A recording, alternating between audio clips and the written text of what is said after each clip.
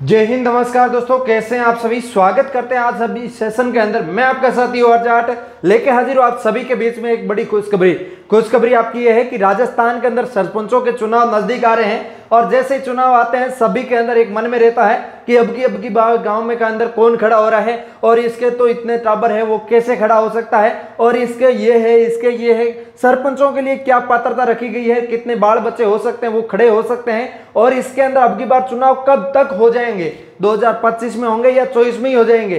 तो सारी बात करने वाला हूं, चैनल जरूर सब्सक्राइब कर दीजिए। सारी बात करता हूं फटाफट से सभी के साथियों के लिए, आप सभी इसके अंदर देख सकते हैं। सबसे पहले सबसे खास न्यूज आप सभी के बीच में हम देने वाले हैं। तो सबसे पहले मैं बता दूं, राजस्थान के अंदर जो सरपंचों को चुनाव होते हैं वो पंचायती राज के दिन आते हैं। राजस्थान न्यूज की ओर से देख सकते हैं, राजस्थान में 6 से 8 महीने में टाले जा सकते हैं पंचायती चुनाव। जानिए कारण। तो मैं आपको बता दूं कि जान लीजिए कारण, तो आपको पता होगा एक राज्य के अंदर एक चुनाव प्रस्ताव करने का प्रावधान लगाया जा रहा है, जैसा कि आपको पता है। तो इसके अंदर और कौन से लगाए जा सकते हैं, तो इसके अंदर आपका निकाय के चुनाव और ग्राम पंचायत के चुनाव दोनों साथ में करवाए जा सकते हैं। आपको पता होगा कि सरपंच जो गांव के अंदर होते हैं उसी टाइप से शहर के अंदर नगर निकाय के अंदर भी आपके नाम नहीं आ रहा है, सॉरी कोई बात नहीं, आप एक बार कमेंट के अंदर बता दीजिए। नगर निकाय के अंदर जो नगर पालिका होती है उसी के अंदर भी जो अंडर के अंदर सरपंचों की तरह एक वार्ड पंच भी होते हैं, तो उस हिसाब से ये भी एक चुनाव होने वाले हैं। ठीक है, तो ये दोनों चुनाव एक साथ ही कराए जाएंगे। आपको पता होगा देश के अंदर 1 इलेक्शन 1 नेशन चल रहा है, तो उसी लेवल पे ये काम किया जाएगा। ठीक है, और 2025 में ही होगा चुनाव, ये आप जान लीजिए। और इसके बाद बात करूं तो पंचायती चुनाव लगभग 6 से 8 महीने आगे खिंचाए जा रहे हैं। तो आप ऐसे मान के चलिए, एक आपका कंफ्यूजन दूर हो गया होगा कि 2025 के अंदर जून जुलाई में आपका जो चुनाव है हो सकता है, सरपंचों के चुनाव 2025 के अंदर जून जुलाई में हो सकता है। ठीक है, और इसके अंदर फेसबुक पे पेज पे देख रहे हैं तो फॉलो कर लीजिए, यूट्यूब पे देख रहे हैं चैनल सब्सक्राइब कर दीजिए, ताकि आपको हर एक जानकारी सबसे पहले सबसे सटीक देते रहते हैं। ठीक है, तो आगे की बात करूं तो इसके अंदर देख सकते हो जयपुर राजस्थान की ओर से न्यूज है, आप सभी को पता है, ये सारी मैंने आपको बताई दी। जिसके अंदर आप देख सकते हैं राजस्थान सरकार जो प्रस्तावित एक राज्य एक चुनाव का विधेयक का जो ला रही है, इसके अंदर आप देख सकते हैं पेश करने से पहले एक समिति गठन कर सकती है और वैसे हो चुकी है, सारा कुछ काम हो चुका है। अब आपके चुनाव के लिए आयोग जो आपका निर्धारित करेगा, डेट भी बहुत जल्दी दे देगा चुनाव के लिए, आप टेंशन मत लीजिए। ठीक है, और इसके अतिरिक्त समिति पंचायत प्रमुखों के कार्यकाल पर भी चर्चा करेगी।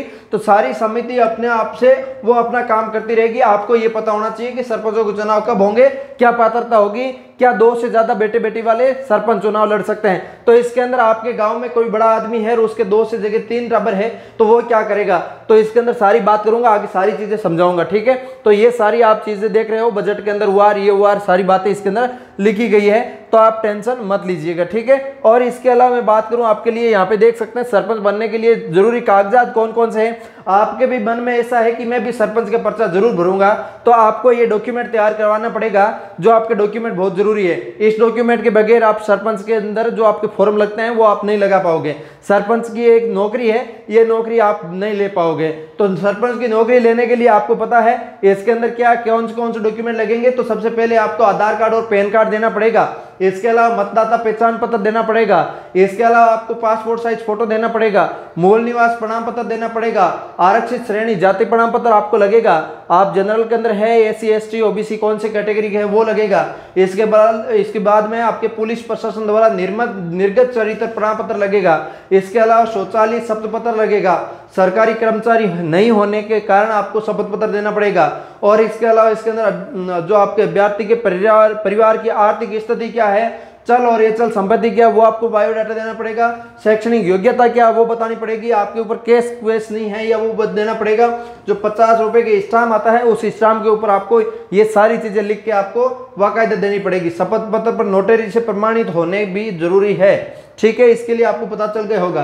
अब इसके अलावा मैं बात करूं, आपको पता होना चाहिए सरपंच होने के कारण क्या क्या जरूरी है। इसके अलावा इसके अंदर ऑफिशियली रूप से मैं डाटा निकाल के लेकर आ चुका हूं आप सभी के बीच में। आप सभी ये डाउट कर रहे हो ना कि इसके अंदर कितने बेटे बेटी वाला सरपंच चुनाव लड़ सकता है, तो इसके लिए मैं आपकी डाउट क्लियर कर देता हूं। आप देख सकते हैं, ठीक है, जिसके अंदर आप देखिएगा आप सभी के बीच में, आप इस नोट की देख सकते हो, आप सभी के बीच में सारी बात करता हूं आप सभी के लिए। आप देखिएगा, पंचायती चुनाव पंच और सरपंच चुनाव लड़ने हेतु संतान संबंधी क्या प्रावधान है, क्या मर्द संतान को भी गणना होगी? तो इसके अंदर लिखा है पंच सरपंच हेतु चुनाव लड़ने के लिए दो या दो से अधिक जीवित संतान नहीं होनी चाहिए। गोद में दी गई संतान भी इसके अंदर जैविक माता पिता की संतान की संख्या में गिनी जाएगी। आपकी कोई संतान है, इसको आप दूसरों को गोद दे देते हो, वो आपकी ही गिनी जाएगी, ये इन्होंने बोला है।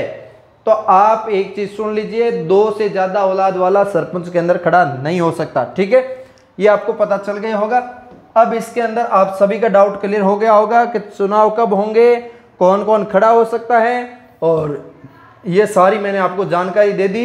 अब इसके अलावा आपको सरपंच के बारे में कुछ और जानकारी चाहिए तो मैं आपकी सारी जानकारी दे दूंगा, कमेंट लिख के बताइएगा आप। तो मिलेंगे किसी नए सेशन के साथ, तब तक के लिए जय हिंद जय भारत।